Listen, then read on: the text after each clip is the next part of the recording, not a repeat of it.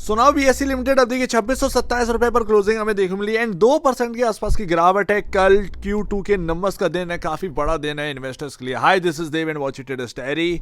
अब यहाँ पर होना है क्या है बीएससी के अंदर, लेकिन मैं आपको बात बताऊं अभी क्या है कि थोड़ा सा जो कंडीशन है वो थोड़ा सा बिगड़ते हुए नजर आई है। अगर थोड़ा सा न्यूज बेस्ड अगर आप जाएंगे तो देखिए स्टॉक मार्केट एक अलग चीज़ है, बट अभी अगर आप देखें डोमेस्टिक यहाँ पर जो चीज़ें हैं वो थोड़ी सी बिगड़ी हैं। आपने दिल्ली का थोड़ा सा हाल सुना होगा कि यहाँ पर जो मेट्रो स्टेशन है वहाँ पर क्या हाल हुआ एंड जगह जगह हाई अलर्ट यहाँ पर बोल दिया गया। सो दैट प्रे करिए कि जल्दी से सब कुछ ठीक हो जाए। एंड स्टॉक मार्केट पर क्या असर पड़ेगा, क्या स्टॉक पर असर पड़ेगा, एक्चुअल बेसिस पर नहीं पता कि क्या होने वाला है। मतलब मार्केट के अंदर इसका कोई इम्पैक्ट है या नहीं है ये प्रिडिक्ट करना आसान नहीं है। लेकिन हाँ प्रे करिए, मैं भी प्रे कर रहा हूँ, आप भी प्रे करिए जल्द से जल्द ये सब सही हो जाए, ज़्यादा बेहतर है। तो अभी अगर आप देखेंगे यहाँ पर जो बीएससी के अंदर आज की डेट में थोड़ी सी गिरावट आई है। कल एक इंपॉर्टेंट डे है, हमें पता है ये क्यों गिरावट आई है। डरिए मत, देखिए डरिए मत करिए कि यहाँ पर ना रीजंस रहते हैं गिरावट के। रेजिस्टेंस कहाँ ले जाओगे बॉस एग्जैक्ट थोड़ा सा 10 से 13 रुपए का अंतर था मेरे ख्याल से, एंड वो यहाँ पर इसीलिए थोड़ा फिसलता हुआ नजर आया। लेकिन एक इंपॉर्टेंट डे की वजह से आप देखें थोड़ी सी एक जब किसी स्टॉक के अंदर 10% की तेजी आ जाए थोड़ा सा यहाँ पर ना उसका रुकना ज़रूरी होता है। अब 2% अगर रुक गया है तो इसका मतलब ये थोड़ी सारी चीज़ें ख़राब हो गई। और नंबर्स का इंतज़ार है, नंबर्स का वेट करिए, नंबर्स का ही दिन है भाई, नंबर्स का ही दिन है। एंड इम्पॉर्टेंट जो लेवल है वो आप ध्यान रखिए। देखिए ऑलरेडी आप रेजिस्टेंस के ऊपर हैं, ठीक है, कल आपने निकाल दिया रेजिस्टेंस, आज फर्स्ट डे था यहाँ पर अगर आप देखें टिक गए आप 2600 के ऊपर, 2570 के ऊपर। तो ये काफ़ी इंपॉर्टेंट है, ध्यान रखना, इतना नेगेटिव सोचना नहीं है। 2550, 2570, इवन क्या इंपॉर्टेंट, ये आपका जो है 50 रुपए की रेंज जो है 2600 से 2550, ये आपका। अब आप कहेंगे 50 रुपए की रेंज ये कुछ ज़्यादा तो नहीं हो रहा।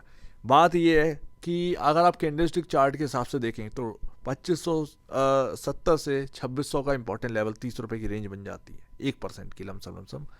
एंड अगर आप लाइन चार्ट के हिसाब से देखें तो 2550 बहुत इंपॉर्टेंट है बिकॉज ऑफ दिस पैटर्न, इसका मिड पॉइंट है। तो इसीलिए आप ये मत सोचिएगा आप काफ़ी इंपॉर्टेंट लेवल से काफ़ी ऊपर निकल चुके हैं, सब कुछ ठीक चल रहा है। बस यहाँ पर ना अब कल के नंबर्स का इंतज़ार है।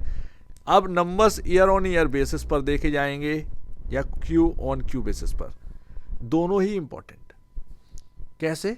वैसे तो ईयर ऑन ईयर बेसिस पर देखे जाने चाहिए, बट हम क्यू ऑन क्यू बेसिस पर भी ज़रूर देखें, क्योंकि जो आइकॉनिक डे है उसका पहला आप देखें क्वार्टरली जो रिजल्ट है वो ये है, यानी कि बीएससी के हाथ में जो थर्सडे पड़ा उसका पहला रिजल्ट ही है मेरे हिसाब से, मेरे ख्याल से यही है। तो भूल चूक नहीं होनी चाहिए।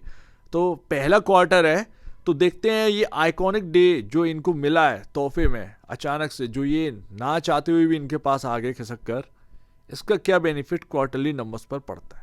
ये क्वार्टरली नंबर्स बारीकी से देखिएगा, ये मत देखिएगा कि ये है वो है, बारीकी से पढ़िए। कल हुआ क्या था, कल के दिन ट्रेंड के ऊपर मैंने कवर किया था ट्रेंड, एंड मैंने आपसे कहा था शायद ये बुरी तरीके से टूटने वाला है, एंड वो यहाँ पर ना मजाक में लोगों ने ले लिया और बात सब लोग ये करने लगे कि क्या फालतू की बकवास है, क्या ये है। आपका एनालिसिस करने का तरीका अच्छा है लेकिन आपकी बातें जो है वो बिल्कुल लाजमी नहीं रखती हैं, बिल्कुल सही नहीं रखती हैं। तो लेकिन आज की डेट में हुआ क्या, कल सब पॉजिटिव थे, कोई 10% की एक्सपेक्ट कर रहा था, कोई 4% 5% का एक्सपेक्ट कर रहा था, 7.5-8% टूट गया सिंगल डे में। आज तो यहाँ पर टीवी पर चल भी रहा था। तो वही मैं आपको बता रहा हूँ, नंबर्स पढ़िए, नंबर्स पढ़ेंगे ज़्यादा बेहतर देखेगा, कहाँ प्रॉफिट बुकिंग आनी है, कहाँ से चलना है, ये सब नंबर्स में रखा है। अब यहाँ पर ना बस यही है कि जो लगातार ग्रोथ हमको देखने को मिली है क्या वो कंटिन्यू कर रही है, यही बता देगा। यही पी रेशियो आपका कितना कंफर्ट में लेकर आएगा, प्राइस टू बुक वैल्यू कितना कंफर्टेबल में जाने वाली है, ये सब यहाँ पर ना आपका कल Q2 के नंबर्स में आपको दिख जाएगा। अदरवाइज मैं ऑलरेडी आपसे कहता हूँ NSE का इन्वेस्टर पैसा नहीं बना पाएगा। मान लीजिए यह बात, BSE का इन्वेस्टर भरकर पैसा बनाएगा यहाँ से भी। उसके कई सारे रीजंस है भाई, रीजंस है। आप हाई वैल्यूएशन चलाते हो, इतना हाई वैल्यूएशन पर नहीं। ऐसा नहीं है कि 25 गुना 30 गुना के मल्टीपल पर चल रहा होता। ये अपने आप में ही देखने वाली बात है। 25-30 गुना की P multi price to book value पर नहीं चल रहा, ठीक है ना। तो चल रहा है 17 टाइम, 17 जब तेजी हो गई तो 17.42 टाइम। नंबर्स अच्छे आ गए, ये 14-13 के अराउंड यहाँ पर मल्टीपल पे आ गया ना, तो आप ये कहेंगे कि ये बहुत कुछ मिल गया, बहुत कुछ मिल गया। तो कल का दिन पूरे मार्केट में मोस्ट इम्पॉर्टेंट डे है। बीएसई के नंबर हैं, ये काफ़ी इंपॉर्टेंट हो जाता है बीएसई के इन्वेस्टर्स के लिए। कल काफ़ी बड़ा दिन है एंड वॉलेटिलिटी काफ़ी ज़्यादा रहेगी। कल सिनेरियोज देखिए, मैं आपके सामने थोड़ा सा सिनेरियो रखता हूँ। अगर ये स्टॉक आपको कल इंटरडे में 2570 इवन 2550 तक, वैसे तो 2570 भी नहीं जाने चाहिए, 2570 और 2600 के बीच में अगर आपको मिलता है तो कहीं ना कहीं वहीं से बाउंस आपको मिल जाएगा, पॉसिबिलिटी यही है। अदरवाइज 2570 के थोड़ा सा अगर नीचे आता है तो वो 2550 2570 के रेंज में अगर आता है तो कहीं ना कहीं एक खरीदारी बनेगी। अदरवाइज 2600 और 2570 की रेंज में आते ही यहाँ पर ना खरीदारी कहीं ना कहीं बननी चाहिए। ये आपके सामने एक मौका रहेगा, ये कहीं ना कहीं प्ले आउट होते हुए देखने को मिलेगी। एंड बाई करने का सबसे बढ़िया यही है। अब देखिए, बहुत सारे लोग सोच रहे होंगे कि मैं आपने कहा था कॉल पुट में सिर्फ और सिर्फ उसी दिन बाई करना अगर आपको कुछ खरीदना हो जब रिजल्ट का दिन हो, उससे पहले ये चल गया। ये आउट ऑफ सिलेबस न्यूज़ है। हम लोग को क्या पता कि निर्मला सीतारमन जी आएंगी एंड वो एक इस तरीके से बोल देंगी। स्टॉक एक इंपॉर्टेंट जगह पर था, लेकिन क्या आप रिजल्ट से पहले इतना बड़ा रिस्क लेंगे? आज की डेट में बीएसई के सबसे महंगे प्रीमियम वाले हैं कॉल पुट। अब आप बताओ, ठीक है, क्या इतना बड़ा रिस्क लेना सही लगता है? नहीं लगता ना। भले ही इंपॉर्टेंट जगह पर हो, लेकिन क्या आप ये एक्सपेक्ट कर सकते हैं कि वहां पर 10% की तेजी हो जाएगी? हम तो यही एक्सपेक्ट कर रहे थे कि बस रिजल्ट से पहले 2600 के ऊपर हो जाए। मिल गया 2600 के ऊपर। तो अब अगर आपको देखना है, आप कर सकते हैं कॉल पुट में काम, जैसा भी आपको ठीक लगे। कॉल ले जानी कॉल ले जाइए, पुट ले जानी पुट ले जाइए, लेकिन कम से कम आप एग्जैक्ट वो डे पर ले जा रहे हैं जहां पर रिजल्ट आ रहा है।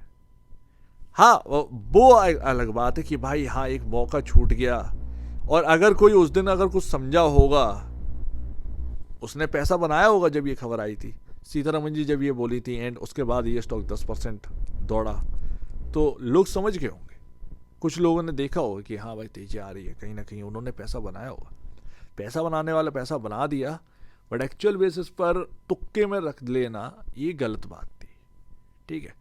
रियल बात तो यही होती है, जब क्वार्टरली नंबर्स आते हैं तभी आपको कॉल पुट में हैज करना चाहिए। अदरवाइज उससे पहले 10 दिन पहले या 5 दिन पहले आप रखोगे, मार्केट है यार, अप एंड डाउन हो रहे हैं, आप कितना रिस्क झेल लेंगे, ठीक है ना। तो बात यहाँ पर ये आ जाती है, सस्ता महंगा प्रीमियम भी हो जाता है।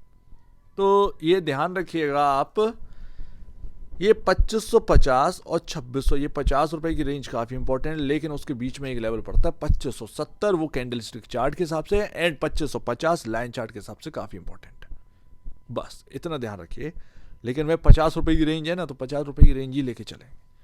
तो ये है, और अगर कल मिले इंटरडे में तो आप देखिएगा कि ये 2600 और 2570 के बीच में अगर आता है कहीं ना कहीं, तो एक कहीं ना कहीं एक बाई ट्रेड जनरेट हो सकती है। नज़र रखिएगा, कल काफ़ी वॉलेटाइल डे होने वाले बीएसई के लिए। सो उम्मीद है काफ़ी कुछ आपको समझ में आया होगा।